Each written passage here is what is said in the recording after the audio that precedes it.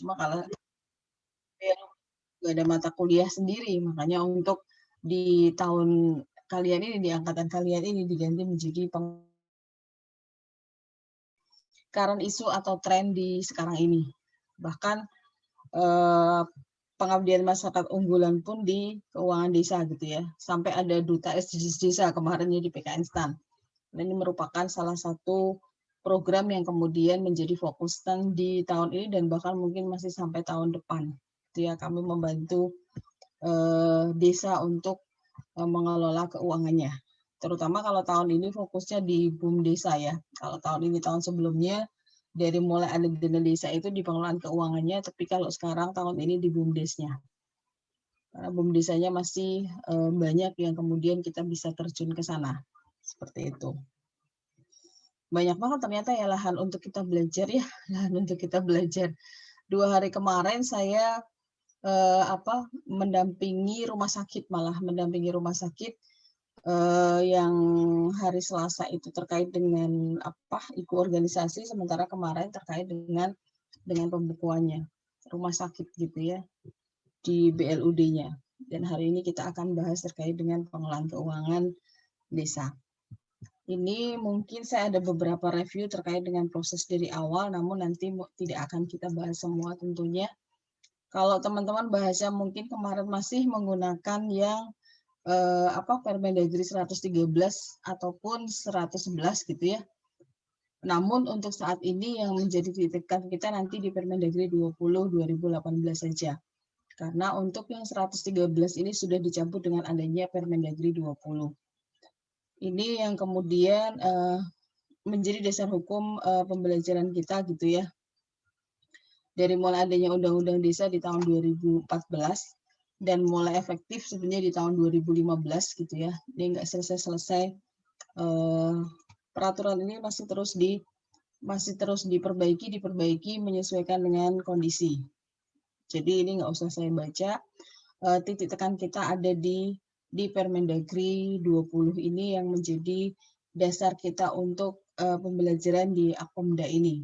Kalau peraturan yang lain ini memang peraturan terkait dengan peraturan desa, gitu ya, terkait dengan peraturan desa ini yang tentang BUMDes juga sudah banyak yang diperbarui. Di tahun 2022 pun malah ada peraturan terkait dengan itu. Seperti itu, jadi saya nggak baca semuanya.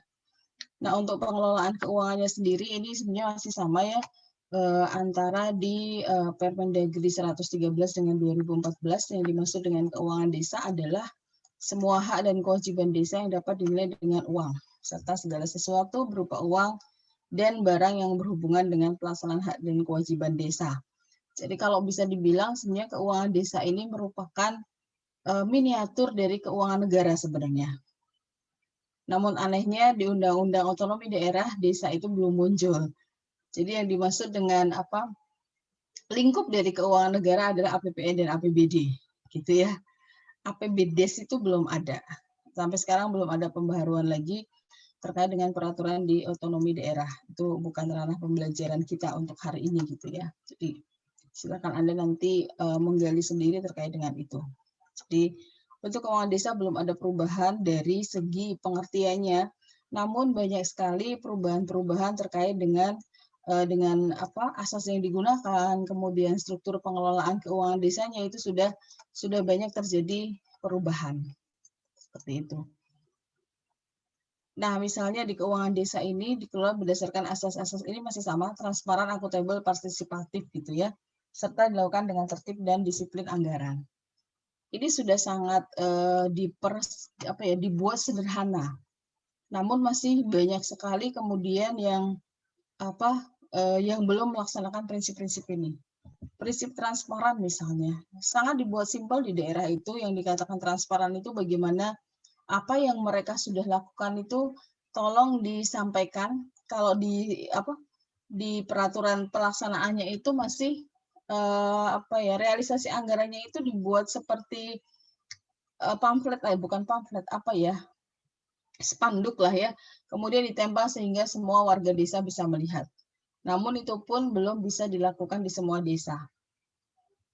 Ya karena mereka belum bisa membuat laporan keuangannya. Sudah dibantu oleh teman-teman dari BPKP terkait dengan Siskudes sebenarnya ya. Jadi kalau kita bicara keuangan desa tentunya nggak lepas dari Siskudes. Mereka tinggal input semuanya sudah jadi. Seperti itu. Walaupun akhir-akhir ini dengan adanya perubahan di peraturan pajak, teman-teman dari BPKP belum sempat kemudian menginput terkait dengan atau memperbaiki sistemnya sehingga urusan perpajakannya masih diinput secara manual. Karena mungkin sedang ada fokus yang lain atau apa gitu, saya kurang tahu di teman-teman di BPKP. Kalau itu kita tidak bisa ikut campur di Siskudes karena sudah ada kesepakatan bersama 3 menteri ya, bahwa yang melaksanakan yang membuat sistem akuntansi desa itu atau sistem pengelolaan keuangan desa itu adalah BPKP. Berbeda dengan BUMDes. Kalau BUMDes ini belum ada kemudian keputusan bersama. Jadi masih banyak pihak yang kemudian, ini bahasa saya ya, yang kemudian berlomba-lomba mengambil peluang di BUM desa. Gitu ya. Kami pun ikut terjun di sana karena kami merasa kasihan ini untuk BUM desa ya. Anggarannya tidak seberapa tetapi dimanfaatkan oleh pihak-pihak swasta dalam tanda kutip yang menjual aplikasi gitu ya, yang menjual aplikasi dan itu harganya sangat mahal. Belum bisa digunakan secara maksimal juga di desa. Karena usahanya belum jalan, tapi sudah beli aplikasi yang mahal-mahal. Itu sayang sebenarnya anggarannya, kebuang percuma gitu ya. Makanya kami hadir di Pengabdian Masyarakat BUM Desa menawarkan aplikasi yang sangat sederhana gratis gitu kan ya. Itu jadi banyak banget akhirnya yang kemudian menggunakan itu. Nah, APB Desa di sini merupakan dasar pengelolaan keuangan desa. Ini masa periodenya adalah 1 tahun dimulai 1 Januari sampai dengan 31 Desember. Yang kelihatan banget berubah adalah di struktur organisasinya. Saya kurang tahu apakah teman-teman belajarnya kemarin di HKPD sudah menggunakan yang ini atau belum, karena ini sebenarnya Permendagri juga sudah tahun 2020 ya. 2018, sorry, nomor 20 tahun 2018. Jadi barangkali juga sudah belajar yang pakai ini ya, saudara. Strukturnya sudah ini, yang dibahas sebelumnya? Atau masih yang kaur keuangannya ada di atas sini, di sekitar sini? Yang mana, saudara? Yang dipelajari sebelumnya, di struktur pengelolaan keuangan desanya. Ada yang masih ingatkah? Kalau saya buka yang satunya lagi, misalnya, saya stop ya, sorry, kebablasan escape-nya gitu ya.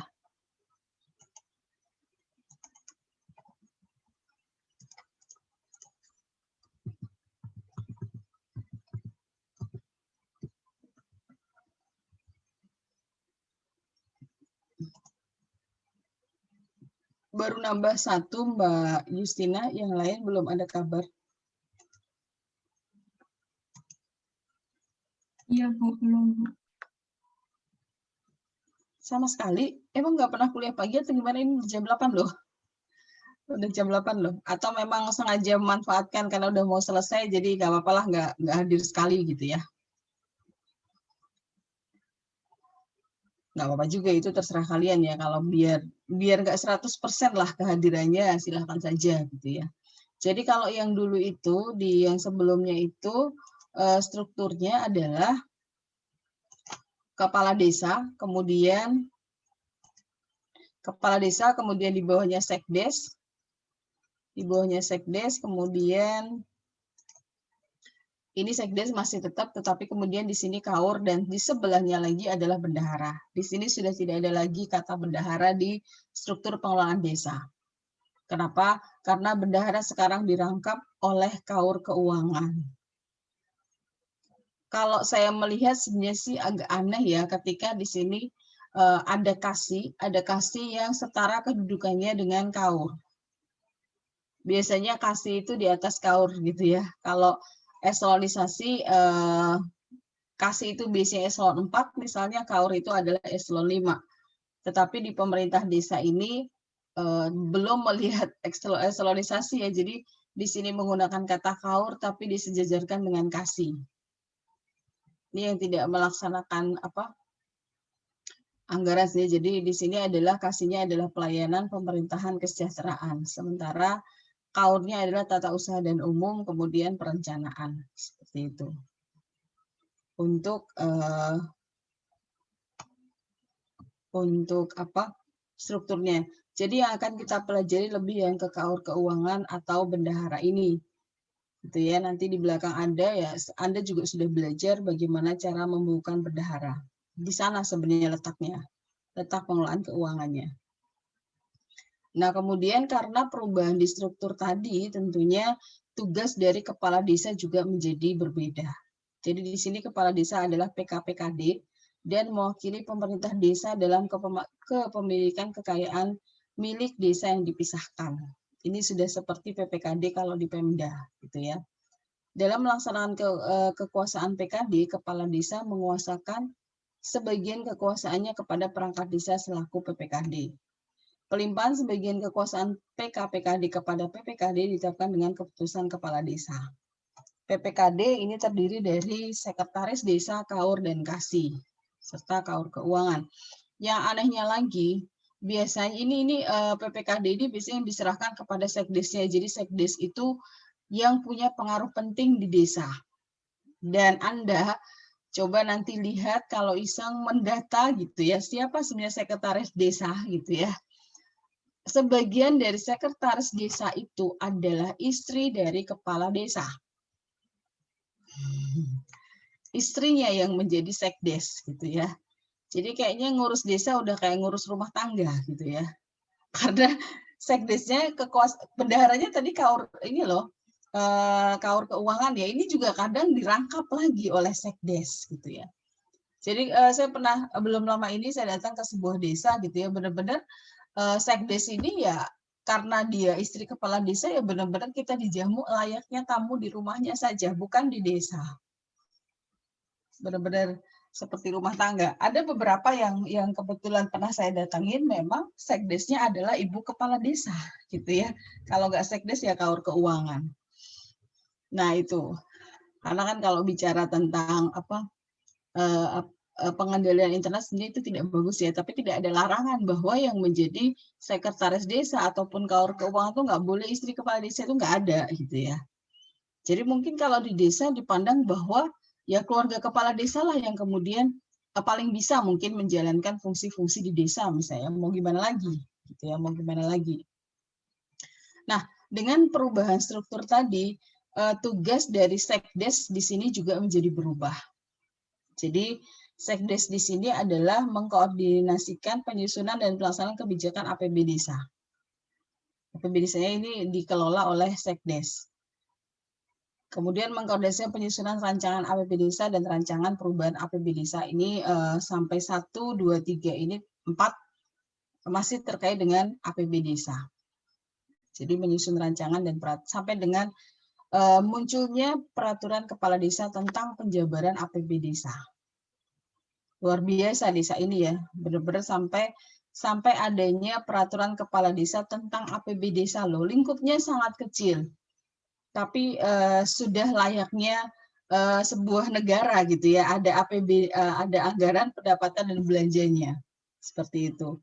Sementara kalau kita lihat banyak misalnya unitnya lebih besar, misalnya unitnya lebih besar seperti dinas kesehatan itu kan punya di bawahnya banyak ya, termasuk puskesmas misalnya. Puskesmas mungkin lebih besar daripada desa gitu ya, karena dia biasanya membawai beberapa desa. Tapi dia nggak punya APB puskesmas, nggak ada, menginduk ke dinasnya gitu ya, dinas kesehatan. Tapi ini desa lingkupnya kecil, cuma dia punya APB desa. Makanya banyak sekali desa kemudian bermunculan sekarang ya, bermunculan.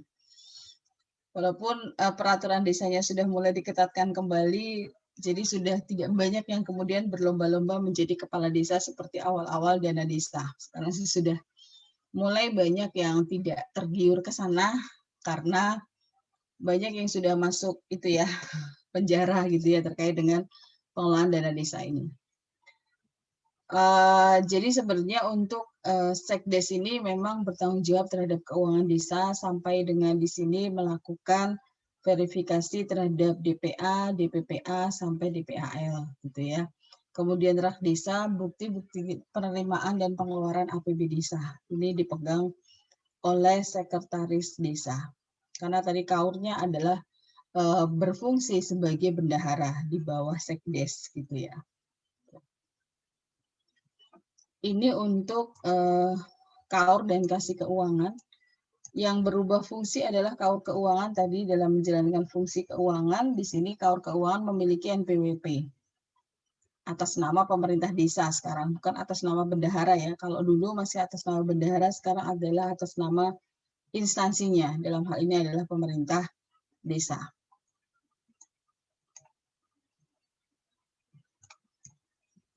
Baik, kalau kita baca dari tugas dari KAUR keuangan, melakukan penatausahaan yang meliputi menerima, menyimpan, menyetorkan, dan mempertanggungjawabkan penerimaan pendapatan desa dan pengeluaran dalam rangka APB desa. Jelas sekali tugasnya ini merupakan tugas bendahara penerimaan dan pengeluaran dirangkap sekaligus. Ya kan? Menerima, menyimpan, menyetorkan, membayarkan, dan mempertanggungjawabkan penerimaan pendapatan dan pengeluaran dalam rangka pelaksanaan APB desa. Ini adalah tugas seorang bendahara sebenarnya. Untuk kasih yang lain, ini sebenarnya sebagai pengguna anggaran gitu ya, melakukan tindakan yang mengakibatkan pengeluaran atas beban anggaran belanja sesuai bidang tugasnya. Ini kan PA sebenarnya. Melaksanakan anggaran kegiatan sesuai bidang tugasnya. Mengendalikan kegiatan sesuai dengan bidang tugasnya. Kemudian menyusun DPA, DPPA, perubahan ya. Kemudian sesuai dengan bidang tugasnya. Ini adalah bagian keuangan di instansi lah kalau untuk kasih selain KAUR keuangan ini. KAUR dan kasih selain KAUR keuangan. Saya ini juga nggak baca seluruhnya, nanti teman-teman bisa membaca sendiri karena ini teori banget gitu ya. Silahkan nanti dibaca lagi. Nah, untuk proses dari pengelolaan keuangan desa sendiri, terdiri dari 5 ini, tentunya teman-teman juga sudah pernah belajar gitu ya, perencanaan, pelaksanaan, penatausahaan, pelaporan, dan pertanggungjawaban. Kita akan berada di 3, 4, dan 5 sebenarnya. Penatausahaan, pelaporan, dan pertanggungjawaban. Namun kita singgung sedikit-sedikit nanti untuk perencanaan dan pelaksanaan. Nah, basis yang digunakan tentunya adalah basis kas. Di desa hanya menggunakan basis kas. Dari kata ini saja kita sudah tahu, ini bukan akuntansi. Karena basis yang digunakan adalah basis kas. Ini bukan akuntansi, karena akuntansi menggunakan basis akrual. Gitu kan? Basis kas itu apa? Tentunya Anda sudah paham bahwa kas diterima dan dikeluarkan dari pencatatan transaksi pada saat kas diterima atau dikeluarkan dari rekening kas desa. Pengelolaan keuangan desa dapat dilakukan dengan menggunakan sistem informasi yang dikelola Kementerian Dalam Negeri. Nah, kalau saya tanya ke Anda, ini pertanyaan ujian bisa menjebak ya. Bagaimana proses akuntansi desa? Apakah Anda mau menjelaskan ini? Tidak sebenarnya. Anda jelaskan dulu bahwa di desa tidak ada akuntansi. Di desa adalah pengelolaan keuangan yang dilakukan dengan basis kas. Kata kuncinya kadang-kadang di depannya justru tidak ada akuntansi di desa. Sampai dengan saat ini ya. Karena yang digunakan adalah basis kas. Kenapa basis kas? Nanti kita lihat bahwa laporan keuangan yang dihasilkan di desa itu memang belum membutuhkan akrual. Kita lihat di belakang. Sedikit saya singgung terkait dengan anggaran. Karena untuk penatausahaan tentunya dimulai dari APB desa. Ini di ranahnya perencanaan gitu ya. Tadi jadi sekretaris desa, saya langsung ke yang poin yang saya tebelin. Sekretaris desa mengkoordinasikan penyusunan rancangan APB desa berdasarkan RKP desa. Tahun berkenaan dan pedoman penyusunan APB desa yang diatur dengan peraturan Bupati Wali Kota. Kalau kita baca di sini diatur dengan peraturan Bupati Wali Kota. Jadi desa itu sudah bagian dari Pemda sebenarnya, gitu kan? Karena masih mengacunya adalah kepada peraturan Bupati Wali Kota. Pada kenyataannya memang seperti itu. Jadi desa nanti membuat laporannya berjenjang ke camat dan kemudian ke Bupati ataupun Wali Kota.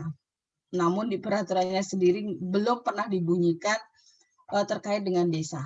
Tadi karena peraturan terkait dengan Pemdanya masih sebelum tahun 2014 ya, di mana undang-undang desanya belum muncul.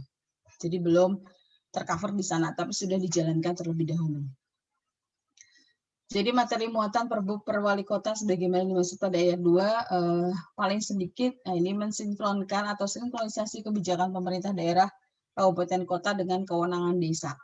Ini sangat penting sekali ya, mensinkronisasikan karena sering adanya tumpang tindih. Karena pemerintah bupati, pemerintah kabupaten ataupun kota ataupun provinsi itu juga masih ada penyaluran dana ke desa. Kalau kemarin kita baca sebelumnya di Pemda itu ada anggaran alokasi dana desa. Alokasi dana desa berbeda dengan dana desa.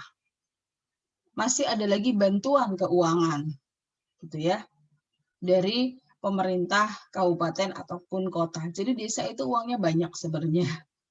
Uangnya banyak. Karena dana desa dari pemerintah pusat, kemudian masih ada alokasi dana desa dari pemerintah kabupaten kota, dan yang membutuhkan lagi masih ada yang namanya bantuan keuangan dari pemerintah kabupaten ataupun kota. Nah ini kadang pelaksanaannya tumpang tindih. Gampangnya adalah jalan gitu ya. Jalan itu siapa yang bangun? Ini kewenangan desa atau kewenangan dari pemerintah kabupaten untuk memperbaiki jalan misalnya. Kalau ini merupakan kewenangan desa tentunya menggunakan dana desa, tapi kalau kewenangan kabupaten tentunya menggunakan alokasi dana desa. Karena di sana adalah kewenangan pemerintah kabupaten kota yang dilimpahkan kepada desa. Saya pernah nanya kepada ketua asosiasi pemerintah desa nasional gitu ya, bagaimana ini pembagiannya gitu ya. Ya beliau mengatakan akhirnya untuk jalan-jalan kecil itu yang menggunakan dana desa. Jadi kebetulan saya nanya waktu itu di kantor Abdesinya ya di dekat bandara Sweta di sana ada desa loh ya. Di dekat Sweta itu ada desa gitu ya. Dan ketua Abdesinya ada di sana rumahnya. Akhirnya yang jalan agak besar ukurannya mereka menggunakan meter. Kalau yang kurang dari 1 meter itu menggunakan lebarnya ya, itu menggunakan dana desa. Tapi kalau lebih itu menggunakan alokasi dari pemerintah kabupaten ataupun kota. Seperti itu. Jadi di gang-gang kecil di antara rumah, nah itu baru menggunakan dana desa, gitu ya. Kemudian harus di sini bagaimana prinsip penyusunan APBDes-nya, kebijakan penyusunan APBDes, teknis penyusunan APBDes, hal khusus lainnya. Nah untuk ini pun SDM di desa ini juga belum semuanya mempunyai kemampuan untuk menyusun APBD desa. Ini karena saya belajarnya di keuangan desa juga ya, jadi saya sering ngobrol-ngobrol terkait dengan hal-hal terkait desa gitu kan. Banyak yang belum bisa menyusun APBD desa, walaupun sederhana, mungkin bagi teman-teman juga ini dipandang sederhana menyusun APBD desa, karena teman-teman sudah diajarin bagaimana menyusun APBN misalnya. Nah, akhirnya apa yang dilakukan? Yang dilakukan adalah menggunakan konsultan. Mereka bayar konsultan. Beberapa desa menggunakan konsultan yang sama. Bagaimana yang akan terjadi dengan APBD desanya, saudara? Kira-kira bagaimana hasil APBD desanya kalau menggunakan konsultan yang sama untuk beberapa daerah atau satu kabupaten desanya menggunakan satu konsultan? Karena bisa disarankan menggunakan konsultan A misalnya. Hasilnya gimana? Mungkin jadi mirip-mirip, Bu. Mirip-mirip, kopas gitu ya. Harusnya APBD desa itu mencerminkan apa yang diinginkan oleh rakyat desa, masyarakat desa, tetapi karena yang buat adalah konsultan, ini malah jadi ada yang mirip-mirip. Seperti itu. Itu yang kemudian kurang pas kadang di dalam pelaksanaannya. Ini juga bukan kata saya, tapi kata pelaku di desa. Gitu ya. Rancangan APBD desa yang telah disusun merupakan bahan penyusunan rancangan peraturan desa tentang APB desa. Ini prosesnya sama persis dengan APBN kok ya, cuma lingkupnya lebih kecil. Nah, kita sudah masuk ke pendapatan desa. Ini ada dana desa, bagian dari hasil pajak desa dan retribusi daerah kabupaten kota. Retribusinya ini juga masih terjadi kesepakatan akhirnya, mana yang masuk daerah kabupaten kota, mana yang langsung masuk ke desa. Masuk kabupaten kota kemudian ada bagi hasil misalnya atau langsung masuk ke desa. Itu juga biasanya dibuat kesepakatan. Kemudian ada ADD, ada bantuan keuangan dari anggaran belanja daerah provinsi dan bantuan keuangan dari anggaran belanja daerah kabupaten kota. Seperti itu. Dan ada pendapatan lain-lain. Nah, terkait dengan pendapatan lain-lain ini, kalau tadi seperti desa-desa di sekitar bandara gitu ya, biasanya dia akan mendapatkan CSR atau sosialnya, biaya-biaya sosial yang dikeluarkan oleh bandara ke desa itu biasanya masuk ke sana. Seperti daerah desa-desa di Kalimantan mungkin mendapat CSR dari perkebunan, gitu ya. Jadi bagaimana mencatat itu menjadi lebih penting. Makanya sebenarnya dananya banyak, sangat dibutuhkan transparansi, gitu ya. Karena banyak sekali uang yang masuk ke desa sebenarnya. Ini saya akan membaca di sebelah kanan gitu ya, yang terkait dengan pendapatan asli desa yang berdasarkan Permendagri 20-nya saja. Gitu ya.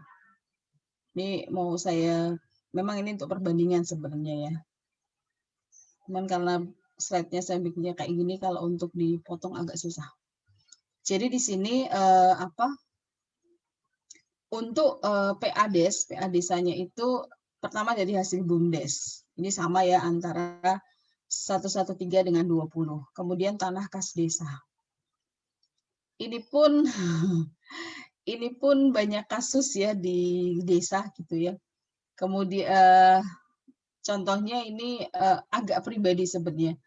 Karena di desa suami itu justru tanahnya keluarga kami yang kemudian dibangun katanya untuk BUMDesa, makanya diizinkan lah ya, silahkanlah kalau untuk keperluan desa, atau kami juga nggak pakai. Ternyata dipakai untuk keperluan pribadi, jualan pribadi, gitu ya. Nah itu yang kemudian konflik kepentingannya banyak di sana. Antara ini BUMDesa atau pribadi itu agak susah karena direktur BUMDesanya adalah masih keluarga dari ketua desa. Kepala desa misalnya. Itu yang ada di kampung suami. Saya pas ke Sintang di Kalimantan Barat juga seperti itu. BUMDesnya itu, kalau ini bukan BUMDesnya. Ini salah satu contoh kasusnya adalah yaitu dana desanya dipakai untuk membuka warung istri dari kepala desa di pinggiran Sungai Kapuas. Gitu ya. Hal-hal seperti itu yang kemudian memang perlu kita luruskan. Bukan disalahkan, tapi kita luruskan. Karena kemarin saya sedang ditanya bagaimana sih Bu tipsnya menghadapi pemeriksa gitu ya. Rata-rata padahal kemarin saya ngajarnya para dokter ya, yang notabene adalah orang-orang pinter ya. Kita kayaknya banyak ya di kelas ini yang dulu pengen masuk ke dokteran ya, tapi kemudian kesasar di STAN gitu ya. Mas, biasanya anak muda kan pengennya kedokteran gitu ya, tapi nyasarnya ke STAN. Tentunya kalau saya pengennya psikologi, nyasarnya di akuntansi UGM sebenarnya ya. Nyasarnya tetap di akuntansi sih. Ya akhirnya memilih di akuntansi STAN. Gratis soalnya. Nah, kemudian hasil aset selain dari hasil usaha tadi, BUMDesa dan kas desa. Nah, menilik hasil BUMDes ini juga Anda bisa gali lebih dalam lagi. BUMDesa ini banyak yang belum menghasilkan sebenarnya. Kalau saya bilang ya, masih membebani desa justru. Karena ada penyertaan modal ke BUMDes, tapi belum ada bagi hasil ke desa. Usahanya belum jalan. Rata-rata mereka masih menggunakan simpan pinjam usahanya. Pinjamnya banyak, simpannya sedikit gitu ya. Jadi belum ada. Beberapa kali saya ngajar di BUMDesa selalu saya tanyakan ya supaya untuk mendapat informasi. Ternyata mereka setiap tahun ada penyertaan untuk menambah modal simpan pinjam gitu ya. Tapi pengembaliannya masih agak macet. Nah ini pengelolaannya yang kemudian harus diperbaiki. Ini para duta SDGs desa nanti ya yang diterjunkan seharusnya. Kemudian hasil asetnya dari tambatan perahu, pasar desa, tempat pemandian umum, jaringan irigasi gitu ya. Kemudian hasil aset lainnya sesuai dengan kewenangan berdasarkan hak asal-usul dan kewenangan lokal berskala desa. Swadaya, partisipasi, dan gotong royong. Ini tenaga barang yang dinilai dengan uang penerimaan yang berasal dari sumbangan masyarakat. Bisa kalau bangun jalan ataupun irigasi itu kan ada sumbangan dari warga ya. Bisa berupa bahan baku, semen, misalnya pasir dan seterusnya, itu kemudian dinominalkan. dinominalkan dan itu menjadi PAD. Gitu ya. Kemudian hasil pungutan desa. Lain-lain pendapatan asli desa, hasil pungutan desa. Ini Anda agak barangkali ya karena gitu ya. Nah, ini contoh dari pendapatan lain-lain, ada hasil kerjasama desa, bantuan perusahaan yang berlokasi di desa, tadi yang saya sampaikan, penerimaan dari hibah dan sumbangan dari pihak ketiga, koreksi kesalahan belanja tahun anggaran sebelumnya yang mengakibatkan penerimaan di kas desa pada tahun anggaran berjalan. Kemudian bunga bank. Itu contoh dari pendapatan lain-lain. Selain di sini ada di atasnya ini hibah dan sumbangan dari pihak ketiga yang tidak mengikat, lain-lain PAD desa yang sah. Di sini tadi juga ada hibah ya. Penerimaan dari hibah dan sumbangan dari pihak ketiga. Ini penjabarannya saja.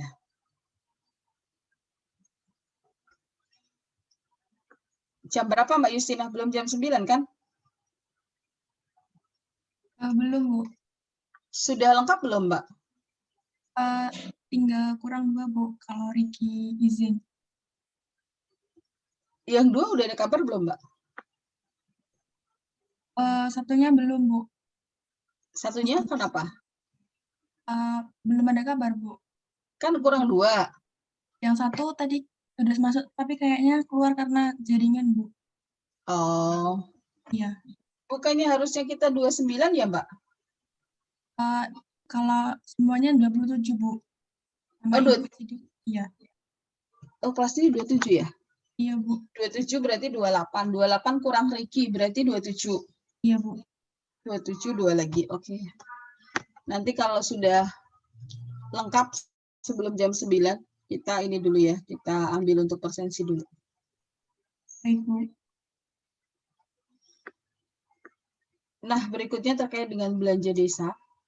Ini juga ada perubahan dari Permendagri 113 ke Permendagri yang 20 gitu ya. Untuk bidangnya sendiri di sini ditambah dengan satu bidang lagi di Permendagri 20 yang di merah ini yang dulunya hanya 4 bidang. Pemerintah desa, pembangunan desa, kemasyarakatan desa, dan pemberdayaan masyarakat desa. Sekarang ditambah dengan penanggulangan bencana, keadaan darurat, dan mendesak desa.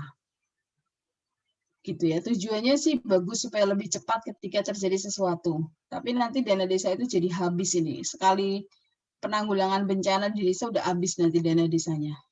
Untuk menanggulangi bencana aja sudah habis gitu ya. Nah, ini untuk klasifikasi belanja ini mirip dengan di Pemda ya, dibagi menjadi subbidang dan kegiatan. Ini sama, karena menginduk ke Pemda jadi sama.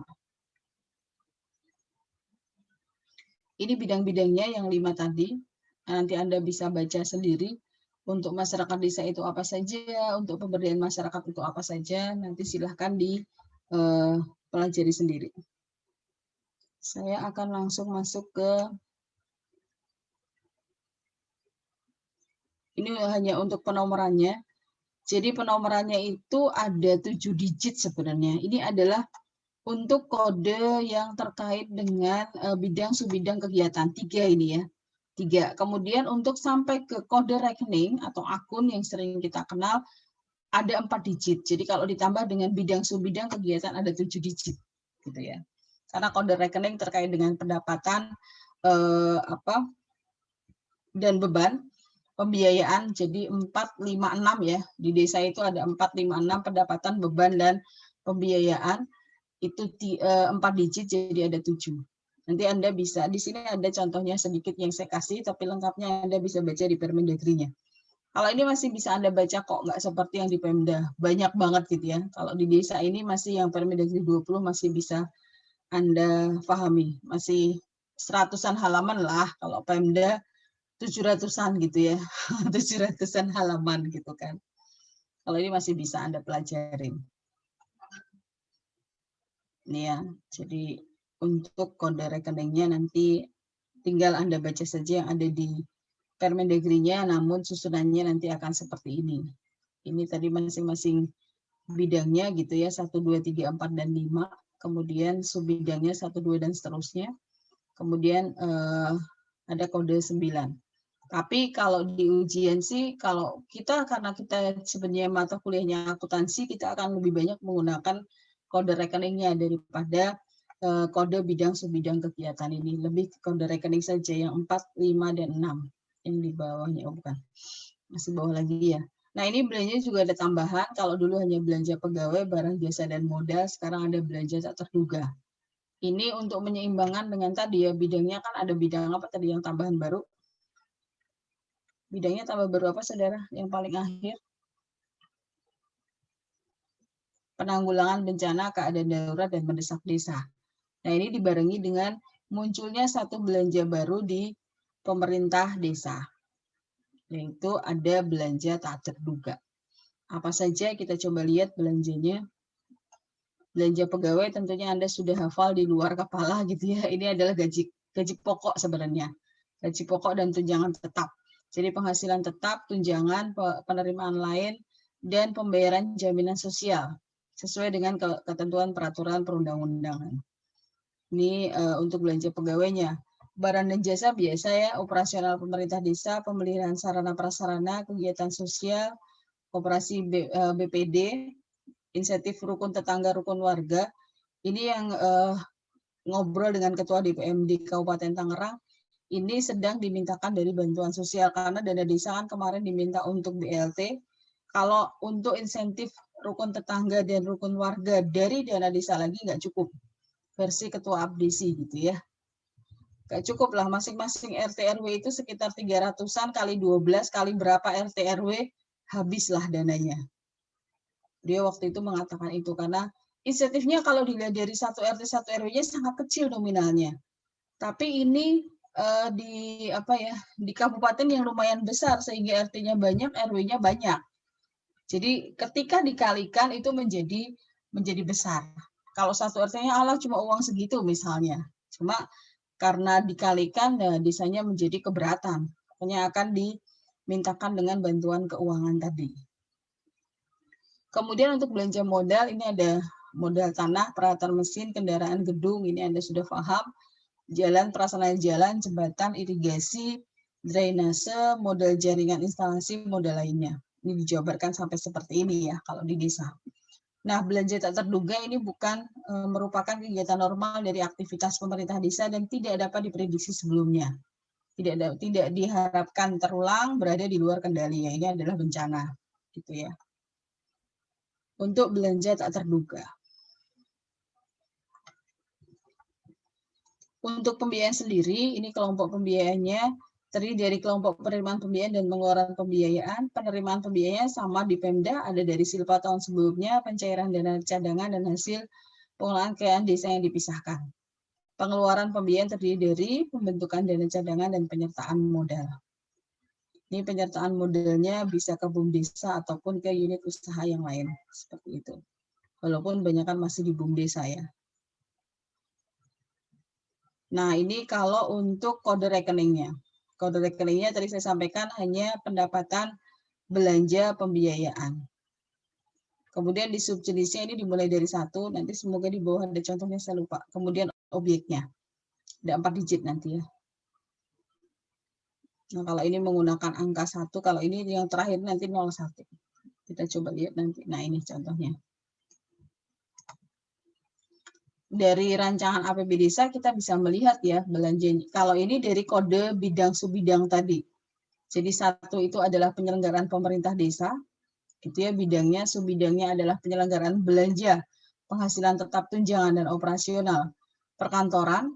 Kemudian apalagi di sini? Tadi yang 01 apa berikutnya? Bidang subbidang di sini adalah kegiatannya menyediakan penghasilan tetap dan tunjangan kepala desa. Nah, subkegiatannya baru belanja pegawai dan seterusnya sampai bawah. Kalau urutan dari bidang subbidang dimulai dari 1 ya, berbeda dengan akuntansi yang kemudian kita menggunakan penjelasan 1, 2, 3, 4, dan 5 yang memang sudah diatur di dalam standar akuntansi secara umum itu. Nggak cuma di Indonesia. Gitu ya. Jadi kalau susunan APB desanya ya seperti layaknya APBN, APBD dimulai dari pendapatan, kemudian ada belanja, kemudian pembiayaan seperti itu. Cuma kalau dilihat sangat lebih sederhana dibandingkan dengan APBD tentunya. Sangat lebih sederhana. Dan di sini tanda tangan kepala desa. Itu untuk penyusunan APB desanya.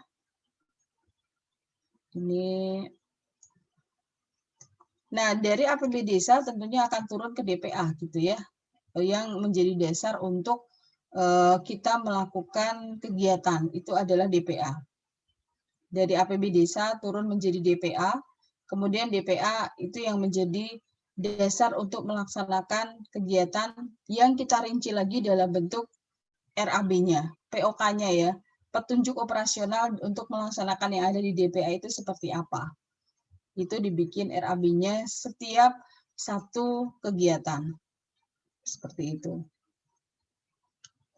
Nah, ini Anda bayangkan desa pun harus menyusun seperti ini ya, rencana kegiatan dan anggaran gitu ya. Kalau di kita sering disebut sebagai rencana penarikan kas misalnya. Jadi desa sudah harus memperhitungkan Januari kira-kira ngapain, Februari ngapain, dan seterusnya sampai Desember. Ini bukan perkara yang mudah dengan SDM yang ada di desa. Kalau SDM yang ada di desa seperti yang ada di Pemda ataupun yang ada di pusat, itu mungkin mudah gitu ya, tapi SDM-nya berbeda di sana.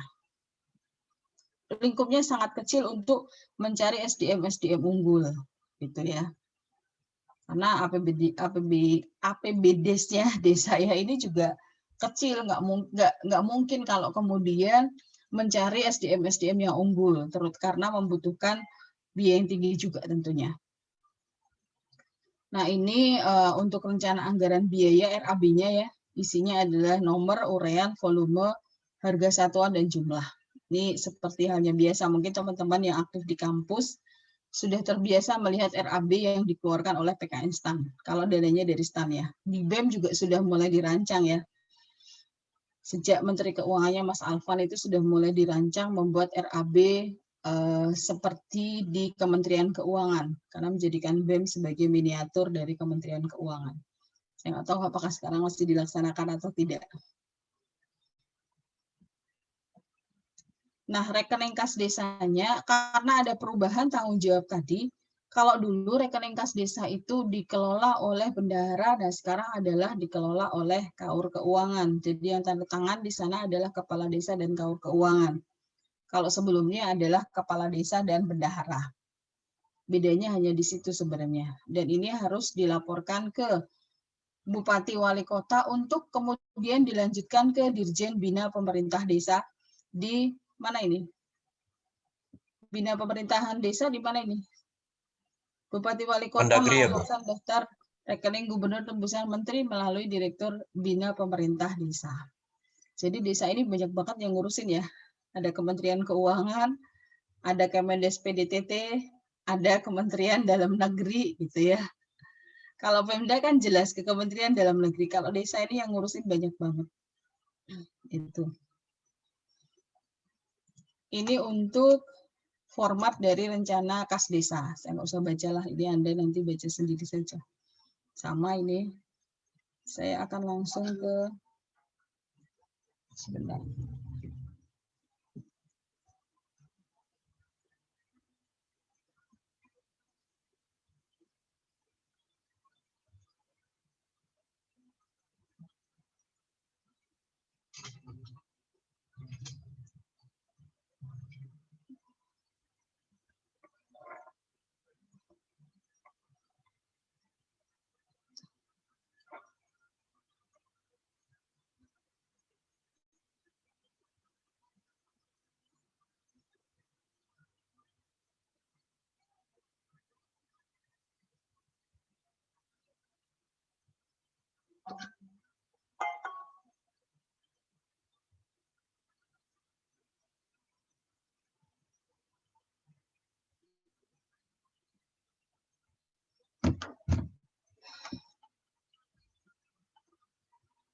Pertanyaan tanggung jawab mutlak ini oleh kepala desa untuk mempertanggungjawabkan pengeluaran-pengeluaran yang tidak ada buktinya.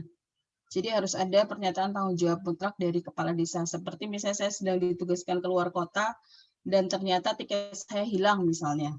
Tiket saya hilang, jadi saya harus membuat seperti ini, tanggung jawab mutlak, kemudian nanti ditandatangani oleh saya dan PPK-nya di PKN STAN misalnya. Itu ya. Kemudian ini laporan hasil realisasi pelaksanaan kegiatan dan anggaran. Ini yang penting sebenarnya yang kemudian harus ditransparansikan tadi. Misalnya outputnya apa, kemudian pendanaannya dari mana, itu harus dituliskan di dalam laporan akhir realisasi pelaksanaan kegiatan dan anggaran ini. Ini untuk rencana kegiatan dan anggaran lanjutan. Nggak usah, kita skip aja. Nah, kita mulai di sini. Di sini kita membuat sebenarnya saya kelewat ya. Sebenarnya ada buku kas umumnya juga gitu ya. Di sini ada buku pembantu kegiatan, ada nomor tanggal, nomor bukti, uraian. Yang berbeda di sini. Malah lebih simpel di Pemda ataupun di pusat untuk bukunya gitu ya. Ada penerimaan dari kas, pengeluarannya belanja barang jasa, belanja modal, pengembalian kas ke desa, saldo kas. Ini lebih rinci lagi di desa untuk buku kas pembantu kegiatannya. Lebih rinci. Masih banyak ya. Gitu. Nah, untuk penata usahanya, ini penata usahaan keuangan dilakukan oleh Kantor Keuangan sebagai pelaksanaan fungsi kebendaharaan. Penata usaha dilakukan dengan mencatat setiap penerimaan dan pengeluaran dalam buku kas umum. Pencatatan buku kas umum ditutup setiap akhir bulan, sama kalau ini ya. Kantor Keuangan wajib membuat buku pembantu kas umum yang terdiri dari buku pembantu bank, merupakan catatan penerimaan dan pengeluaran rekening kas desa, kemudian buku pembantu pajak, dan buku pembantu panjar. Jadi buku yang digunakan hanya 4, BKU, buku pembantu bank, buku pembantu pajak, dan buku pembantu panjar jika ada. Lebih simpel dibanding dengan penatausahaan bendahara yang kita pelajari di pemerintah pusat ataupun Anda belajar di PKD terkait dengan bendahara daerah, itu ya, lebih banyak gitu ya. Nah, buku kas umumnya juga kalau dilihat di sini sudah muncul kode rekening. Kalau di pusat belum ya, di daerah juga belum. Cuman beberapa daerah justru meminta adanya kode rekening untuk cross check katanya. Jadi kalau di Permendagrinya belum ada, tapi ada yang mengusulkan ke BPKAD-nya untuk dimasukkan kode rekening. Nah, kalau di desa ini ada nomor, tanggal, kode rekening, uraian, penerimaan pengeluaran, nomor buktinya ada di sini, nomor bukti, transaksi neto, dan saldo. Cara mengisinya tentunya saya sudah tidak menjelaskan lagi ke Anda ya. Anda sudah paham bagaimana mengisi dari buku kas umum. Sama ini cara mengisinya ya. Cara mengisinya sama. Kemudian buku pembantu bank, formatnya beda lagi gitu ya, formatnya beda lagi, nomor, tanggal transaksi, uraian transaksi, bukti transaksi, uraian transaksi, bukti transaksi, pemasukan dari setoran atau dari bunga gitu ya, pengeluarannya dari penarikan, pajak ataupun biaya administrasi. Di sini sudah dirinci satu persatu supaya jelas lah ya di desa gitu ya. Kalau di pusat kan bukunya di pusat ataupun daerah kan bentuknya sama semua ya. Namanya buku semua bentuknya sama, baik buku kas umum maupun buku pembantu. Lebih simpel. Kalau di sini lebih rinci supaya lebih mudah lah, lebih mudah untuk difahami di desa. Ini untuk buku pembantu bank. Berikutnya buku pembantu pajak. Kalau ini sama seperti yang di pusat atau Pemda, nomor, tanggal, uraian, pemotongan, penyetoran, dan saldo. Berikutnya ada buku panjar, ini bentuknya beda lagi, nomor, tanggal, nomor bukti, uraian, penerima, pemberian, pertanggungjawaban panjar, dan saldo. Beda-beda untuk bentuk dari bukunya. Cuma ini semuanya sudah disiapkan di Siskudes sebenarnya. Di Siskudes tinggal input dan semuanya sudah muncul apa yang mau di print gitu ya. Nah, untuk pertanggungjawabannya, Kepala Desa di sini menyampaikan laporan pelaksanaan APB Desa semester pertama kepada Bupati Wali Kota melalui camat. Laporannya adalah laporan pelaksanaan APB Desa dan laporan realisasi kegiatan. Kepala desa menyusun laporan sebagaimana dimaksud pada ayat 2 dengan cara menggabungkan seluruh laporan perkembangan kegiatan dan anggaran paling lambat minggu kedua bulan Juli tahun berjalan. Ini untuk semester 1 gitu ya. Minggu kedua bulan Juli tahun berjalan untuk semester 1. Karena per semester tadi. Bupati Wali Kota menyampaikan laporan konsolidasi pelaksanaan APB Desa kepada Menteri melalui Direktur Bina Pemerintah Desa paling lambat minggu kedua bulan Agustus tahun berjalan. Ini untuk semester 1. Ini kalau dilihat dari alurnya tadi ya. Alurnya tadi nanti sama dengan yang kita bahas barusan, ini hanya bentuk alurnya. Kemudian kalau terkait, oh ini juga masih alur, bisa saya baca. Ini ke bentuk laporannya. Laporan ini juga sudah dipermudah karena sudah ada di Siskudes semuanya. Jadi teman-teman sudah pernah membuka Siskudes? Belum? Belum ya? Jadi proses yang ada di Siskudes itu mulai dari memasukkan DIPA-nya. Memasukkan DIPA-nya di paling depan, itu dimulai dari pemasukan DIPA-nya. Kemudian nanti itu akan muncul di semua laporan secara otomatis, sudah dibuat rumusnya tentunya ya. Baru kemudian nanti mencatat jurnal-jurnal transaksi pada periode berjalan. Nah itu, setelah itu tinggal klik laporan, semuanya sudah jadi. Walaupun di awal-awal memang banyak format yang belum sesuai dan terus dikembangkan. Minggu depan kalau sempat kita coba buka Siskudes ya. Kalau sempat. Nah, isinya dari laporan tentunya adalah anggaran, realisasi, dan sumber dananya dari mana. Dana desa kah, ADD kah, atau dari mana, gitu ya. Itu dilaporkan sesuai dengan pendapatannya berapa, pembiayaannya berapa, itu dilaporkan semuanya, dan belanjanya. Kemudian untuk laporan realisasi kegiatan, tadi di depan kayaknya sudah ada ya, bentuknya mirip dengan apa tadi? Laporan rencana anggaran dan kegiatan, bentuknya sama ya tadi dengan yang di depan. Di sini ada kode rekening, urean, nama output, outputnya sumber dananya dari mana. Ini ada kayaknya di Siskudes juga, ini sudah ada kayaknya. Kalau nggak dibantu Siskudes, pusing lah teman-teman di desa gitu ya. Kayaknya tetap nggak lengkap ya Mbak ya. Iya Bu, per 1 Bu. Sekarang jam berapa Mbak? Kalian sudah mulai sambil join kah? Belum? Oh, masih setengah 9 kok ya. Iya Bu. Memang minggu lalu belum tahu Mbak Justina kalau ada apa kuliah umum. Belum, saya dapat infonya itu hari setelah saya minta pengajuan ke Ibu itu. Oh, oke. Ya. Coba nanti kita cepetin. Ini terkait dengan pertanggungjawabannya. Sekilas tadi juga sudah kita bahas ya di depan. Jadi kepala desa menyampaikan laporan pertanggungjawaban kepada Bupati Wali Kota. Kapan? 3 bulan setelah akhir tahun anggaran. 3 bulan setelah tahun anggaran berarti bulan Maret gitu ya. Ini. Peraturan desa disertai dengan laporan realisasi APB desa dan catatan atas laporan keuangan. Jadi dua ini yang dibuat. Laporan realisasi APB desa dan catatan atas laporan keuangan. Kalau seperti itu butuhkah akrual? Tidak ya saudara, karena yang dilaporkan hanya laporan realisasi APB desa dan catatan atas laporan keuangan saja. Nggak ada LO, nggak ada neraca, nggak ada arus kas, nggak ada. Cuma dua itu laporan yang dihasilkan oleh desa. Kemudian laporan kegiatan.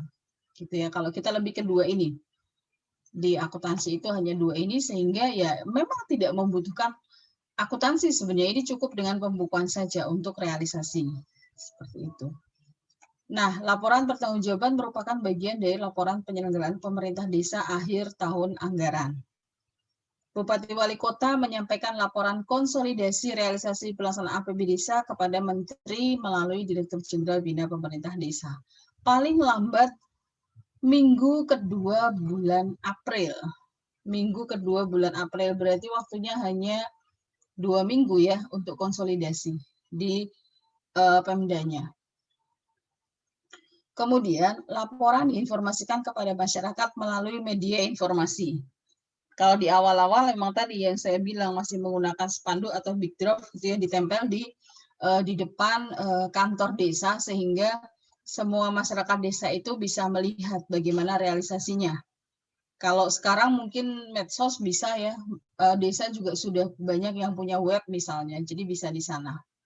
Nah, informasi paling sedikit ada LRA-nya tadi, kemudian realisasi kegiatan yang belum selesai, sisa anggaran, dan alamat pengaduannya kemana. Kadang-kadang banyak yang mengadu kok, loh dulu saya mengusulkan ini disetujui, kok ternyata nggak ada di realisasi. Nah, itu nanti di musrenbangnya akan muncul itu ya. Karena tadi akibatnya karena menggunakan konsultan, jadi beberapa aspirasi usulan dari masyarakat desa itu tidak tercover. Nah, itu serunya di musrenbang gitu ya, musrenbang. Musrenbangnya jangan bayangkan seperti di DPR ya, saudara-saudara ya, di tempat ber-AC gitu ya, pakai dasi, di desa enggak gitu ya. Di kantor desa pakai celana pendek, yang datang kadang-kadang kalau di desa yang terpencil masih bawa cangkul dan seterusnya gitu ya. Nah, ributnya luar biasa. Saya pernah datang sekali di apa ya nama desanya? Inset Panjang. Di desa Inset Panjang itu ya saya nggak kuat lama-lama justru ya. Karena bau rokok banget gitu ya. Saya pingsan nanti di sana.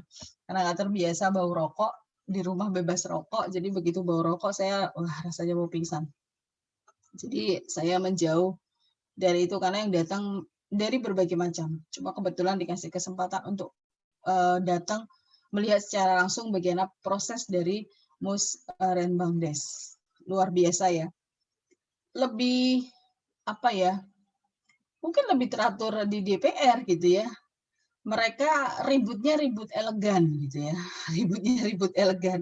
Kalau di sini ada ya ribut elegan. Kalau di desa ya udahlah lupakan itu semua.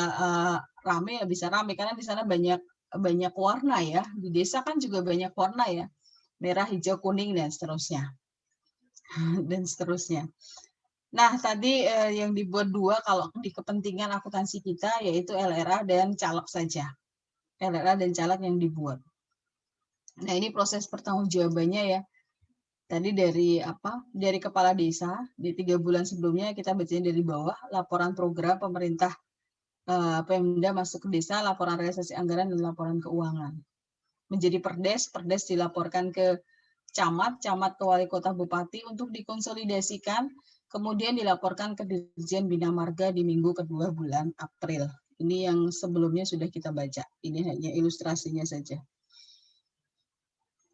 Seperti itu. Nah, untuk bentuk LRA dan calegnya ini juga sederhana, tidak seperti yang ada di pusat ataupun Pemda calegnya yang saya sering bilang bahwa bisa banyak halamannya, kalau di desa tidak gitu ya. Ini saya masukkan semalam. Ini kalau prosesnya Anda sudah tahu lah ya, dari buku pembantu, BKU, kemudian penyusunan kertas kerja, laporan realisasi APBDes dan caleg. Dua inilah hasil akhir dari penatausahaan keuangan di desa. Nah, ini untuk buku kas umumnya tadi ya sudah kita bahas di depan, dan untuk cara mengisinya saya yakin Anda sudah bisa gitu ya. Kalau untuk mengisi BKU, ini uraian-uraiannya sudah bisa Anda. Ini untuk kertas kerjanya, dibuat kertas kerja walaupun sangat simpel ya. Sangat simpel dibuat kertas kerjanya, jadi dari mulai kode akun, ini tadi saya bilang 4 digit, kemudian jumlahnya, ini sebenarnya sih bukan kertas kerja ya, ini adalah chart of account sebenarnya, tapi sudah ada angkanya. Nah, ini bentuk kertas kerjanya, tentunya teman-teman di desa juga sudah tidak membuat kertas kerja ini, sudah diakomodir di Siskudes. Gitu ya. Nah, ini kertas kerjanya, baru saya tadi mau bilang, nah untuk realisasinya. Realisasinya ada pendapatan, ada belanja, ada pembiayaan. Tapi kalau kita lihat tadi tidak sedetail yang ada di dalam pemerintah pusat maupun di daerah. Karena isinya juga sedikit ya, PA desa, pendapatan transfer, dana desa, bagian dari hasil pajak dan retribusi daerah, ADD, bantuan keuangan provinsi, dan bantuan keuangan kabupaten kota jika ada. Ini kan versi lengkap ya. Tapi belum tentu semuanya kemudian ada di kemudian semuanya ada di desa itu. Nah, untuk belanjanya di sini dilaporkan per bidang saja. Jadi untuk rinciannya ada di dalam Siskudes, tapi yang muncul di LRA ini selembar biasanya. Selembar LRA. Gitu.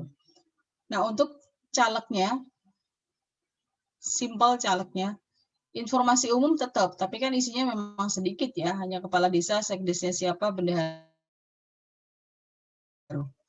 Ini kan di sini masih ada bendahara dan seterusnya. Kemudian dasar penyajian laporan keuangan, kemudian rincian pos laporan keuangan tetap ada ya, rincian pos laporan keuangan tetap ada. Kemudian di sini untuk penjelasan dari masing-masing pos, ada dari PAD, dari dana desa, tahap 1, tahap 2, kemudian bagi hasil retribusi daerah, kemudian pendapatan lain-lain, baru belanjanya. Nah, disinilah kemudian ada rinciannya ya. Tadi yang muncul di LRA hanya belanja per bidang. Tapi di sini dijelaskan lagi bidang penyelenggara itu belanja pegawainya apa, barang jasa apa, modalnya apa. Seperti itu. Ini sudah lebih simpel dan sudah benar-benar diberikan contoh sampai angkanya yang disajikan. Jadi ini sangat bisa kita serahkan ke dalam sistem informasi ke aplikasi ya, karena sudah sangat rigid seperti ini, tentunya bisa diserahkan kepada aplikasi sehingga memudahkan teman-teman saudara-saudara kita di desa untuk melaksanakan pertanggungjawaban.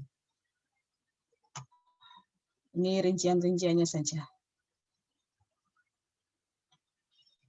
Ini untuk pembiayaannya, ini juga sudah ada semua, dan kalau sudah ada contoh uangnya ya, ini keluaran dari Siskudes.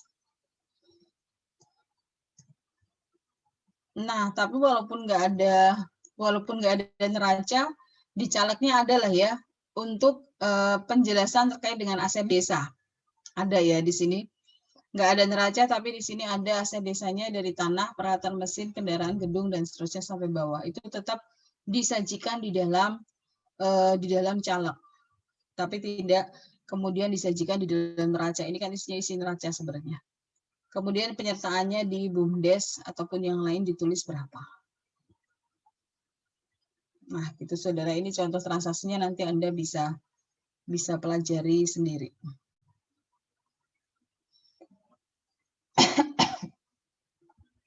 Ini laporan realisasi kegiatan, ini bukan ranahnya Pemda gitu ya, Pemda. Ini juga bukan.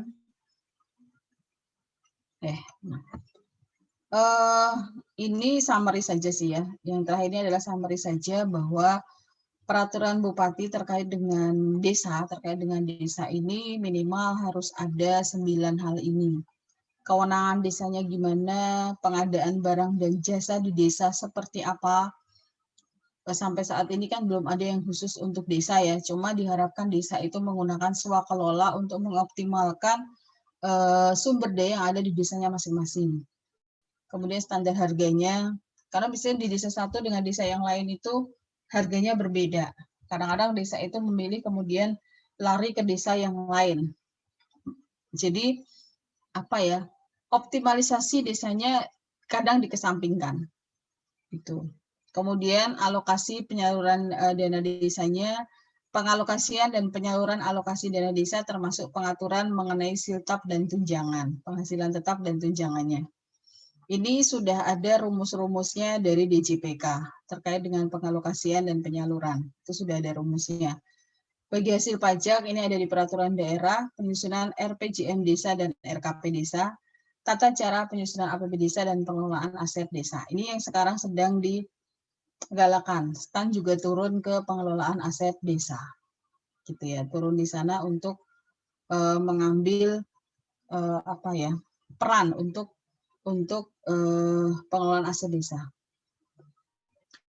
Baik, itu sekilas yang mungkin bisa saya sampaikan ke Anda terkait dengan pengelolaan keuangan desa. Nanti slide-nya bisa saya berikan kalau Anda terima dari kelas lain, barangkali ada hampir 100 lah slide-nya, karena dimulai dari mulai perencanaan sampai dengan sampai dengan pertanggungjawaban. Titik tekan kita hanya di apa tadi, di penatausahaan dan di laporan saja, di pertanggungjawaban ya, laporan bagian dari pertanggungjawaban. Ada di dua tempat itu. Ini ada chat apa, saudara? Semisal di desa tersebut ada objek wisata alam, hasil pengelolaan atau retribusi tersebut masuk kemana? Oke. Nah ini kalau yang mengelola itu adalah desa, ini masuk ke PA desa tadi. Jadi sekarang ini banyak sekali digalakan untuk wisata-wisata desa, memanfaatkan kondisi alam. Bahkan ada relawan yang sering masuk ke desa, apa ya namanya, Asi Dewi kalau nggak salah, itu masuk ke desa, membantu desa bagaimana mengoptimalkan potensi yang ada di desa untuk wisata. Karena banyak banget ya, misalnya di pinggiran sungai bisa dijadikan tempat untuk jalan, bisa dijadikan pemancingan, dan seterusnya. Sekarang ini malah got-got itu bisa dijadikan tempat untuk memelihara ikan ya, Jadi masyarakatnya diberikan pemahaman supaya membuang sampah ke saluran gotnya itu yang seperti apa gitu ya, sehingga ikan-ikannya tidak mati misalnya. Itu banyak sekali sudah dilakukan. Ke PA desa, Mbak, kalau memang yang mengelola adalah desa. Kecuali untuk wisata desanya itu lingkupnya adalah kabupaten yang melewati beberapa desa. Kalau yang mengelolanya masih di desanya masing-masing, itu ya tentunya masuk PA desa. Nah, itu yang tadi saya bilang, ini perlu kesepakatan, ini siapa yang mengelola. Ya, siapa yang mengelola dari pemerintah kabupaten ataupun desa.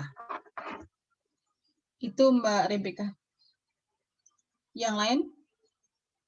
Ada yang mau ditanyakan? Kalau tidak, sambil dibuka kameranya, sambil untuk saya menyampaikan tugasnya untuk yang berikutnya ya, untuk 1 jam berikutnya, karena Anda mau mengikuti kuliah umum. Tidak susah. Saya meminta Anda untuk membuat Cornell Note saja. Ini juga bisa Anda lakukan nanti sambil kuliah umum gitu ya. Tapi nanti malam kok ngumpulinnya ya. Jadi Anda kalau mau fokus kuliah umum dulu nggak apa-apa. Cornell Note itu nggak banyak, 1-2 halaman saja terkait dengan Permendagri 20-nya. Barangkali tadi ada yang kelewat, belum saya sampaikan. Anda bisa membaca sendiri, khususnya terkait dengan penatausahaan dan pertanggungjawaban. Bentuk Cornell Note Anda sudah bisa cari sendiri ya formatnya ya. Intinya adalah di sebelah kiri itu kata kuncinya, kemudian di sebelah kanan nanti uraian yang Anda pilih mau seperti apa.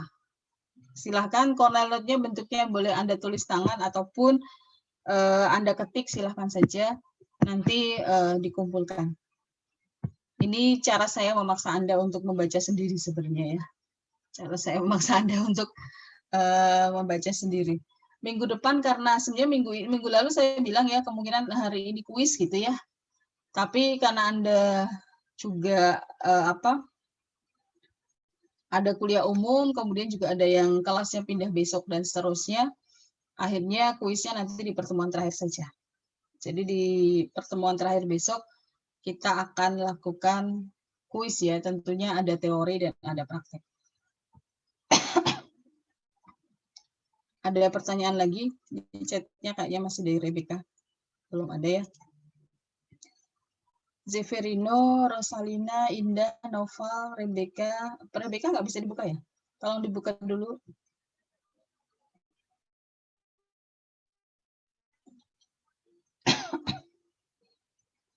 Rebecca sama Pradipio nggak bisa. Pradipio sudah proses. Rebecca ada kesulitan ya, Justina? Saya tadi kan juga nanyanya ngechat. Ini kendala jaringan. Oke, Rebecca sudah bisa membuka. Sebentar ya Mbak ya, kita ambil dulu.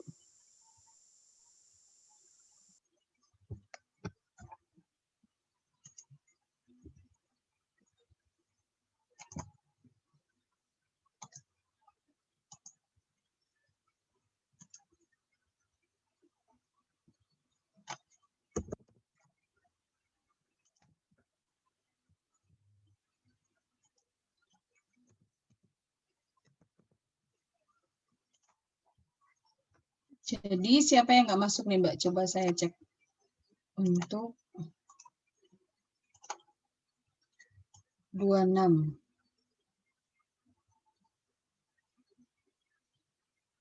Riki Estebian 26.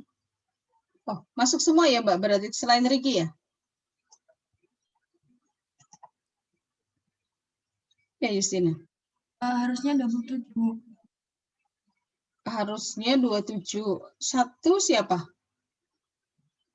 Soalnya kalau di portal yang nggak absen cuma Riki. Coba saya panggil yang ada siapa. Ahmad Wildan ada. Hadir, Bu. Andrea. Hadir, Bu. Bayu. Bayu nggak ada ya Mbak ya? Tadi udah masuk, Bu. Kan kayaknya kendala jaringan, jadi Bayu ketua kelas kan ya? iya, betul. Iya. Bella. Hadir, Bu. Birendra. Hadir, Bu. Citra. Hadir, Bu. Damaranti. Hadir, Bu. Dea. Hadir, Bu. Diko. Kayaknya tadi Diko ada deh. Diko. Apakah Diko juga menghilang? Ada kok. Halo Diko. Ternyata kepalanya tidak bergerak. Diko ada di mana?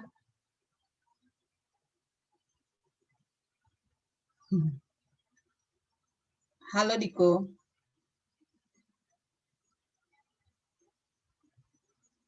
Oke. Nggak ada ya Justina Diko? Di Zoom ada, Bu.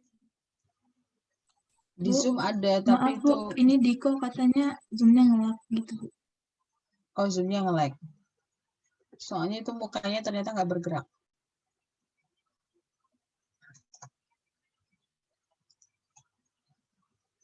Erza. Hadir, Bu. Fadilah Sani. Hadir, Bu. Indah Mulia. Hadir, Bu. Iqbal. Hadir, Bu. Kamila. Hadir, Bu. Miska. Hadir, Bu. Muhammad Faiz. Hadir, Bu. Muhammad Ihsan. Muhammad Prima. Hadir, Bu. Noval. Hadir, Bu. Pradipyo. Hadir, Bu. Putri. Putri ada. Hadir, Bu. Rebecca. Hadir, Bu. Riki tidak ada. Rosalina. Hadir, Bu. Sylvia. Hadir, Bu. Justina. Hadir, Bu. Zeferino. Hadir, Bu. Oke.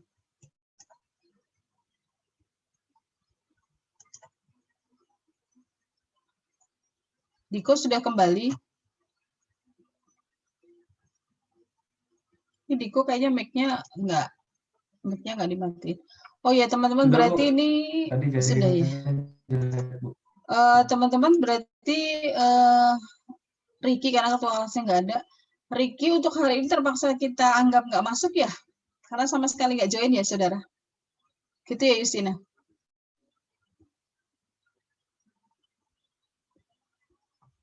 Saya mau nanya ketua kelas, nggak ada ketua kelasnya, atau ada wakil ketua kelas gitu?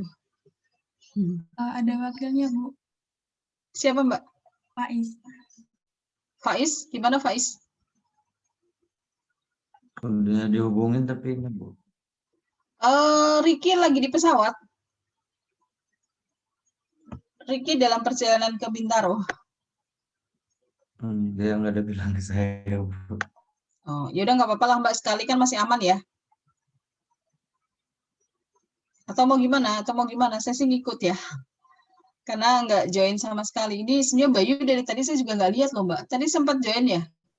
Iya, Bu. Cuman nggak on cam. Mungkin jaringan. Nanti suruh menghubungi saya ya Mbak, kenapa-kenapanya ya. Ya, Bu. Kalau Diko kan sudah kembali nih. Terus Riki kan memang sudah bilang lagi penerbangan ke Bintaro gitu ya. Tapi kalau Bayu, saya tidak ada kabar dan beliau adalah ketua kelas gitu ya, yang harusnya bertanggung jawab terhadap semuanya. Tapi memang malah sering tidak bertanggung jawab terhadap dirinya sendiri. Baik, gak apa-apa kayaknya untuk hari ini kita anggap tidak masuk gitu ya, karena memang beliau di penerbangan, nanti kalau di cross check malah nggak benar gitu ya. Nah, tadi itu materi kita, walaupun itu suplemen tadi ya, terkait dengan pengelolaan pertanggungjawaban, kemudian terkait dengan laporan keuangan desa yang terdiri hanya dari 2 tadi, terdiri dari apa? 2 apa, Saudara? Hanya 2 laporan keuangannya apa, Saudara? Laporan realisasi dan CALK. Nah, hanya 2 LRA dengan caleg sebenarnya, LRA dan caleg. Baik, itu Anda masih harus belajar sendiri terkait dengan desa ini, karena nanti kemungkinan muncul di multiple choice ataupun IC, jadi Anda harus belajar sendiri. Untuk slide-nya nanti saya share di WA saja gitu ya, di WA saja. Kemudian Anda tugasnya adalah tadi Cornelo terkait dengan Permendagri 20. Itu bisa di-download, jadi silakan Anda kerjakan waktunya sampai nanti malam. Gitu ya teman-teman, ya. Untuk pengumpulan Cornell Note-nya di LMS Di atau? LMS. Oh iya. Di LMS saja. Di LMS ya. Baik, pas ini masih kurang 2 menit kalau di komputer saya, jadi Anda tidak terlambat mengikuti kuliah umum. Sambil mengerjakan Cornell juga bisa gitu. Kuliah umumnya suruh bikin itu enggak? Suruh bikin laporan enggak? Bisa bikin laporan juga? Enggak ya?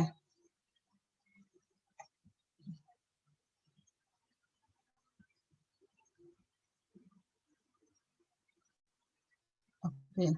Sebenarnya kalau apa ya? Kalau kayak Diko misalnya barusan keluar karena jaringan, tapi kan bisa masuk lagi. Tapi ini kalau Bayu kan keluar dan nggak berusaha masuk, Mbak Justina ya. Keluar dan nggak berusaha masuk lagi. Jadi dia harus mempertanggungjawabkan kenapa dia seperti itu. Baik teman-teman, selamat mengikuti kuliah. Minggu depan kita akan review semuanya dalam bentuk kuis. Dan Zoom-nya saya akhiri sampai di sini. Anda silahkan belajar mandiri membaca untuk Permendagri 20-nya. Oke, saya izin undur diri. Mohon maaf kalau ada yang kurang berkenan. Saya akhiri. Selamat pagi. Assalamualaikum warahmatullahi wabarakatuh. Waalaikumsalam warahmatullahi wabarakatuh. Terima kasih, Bu. Terima kasih, Bu. Terima kasih, Bu. Sama-sama.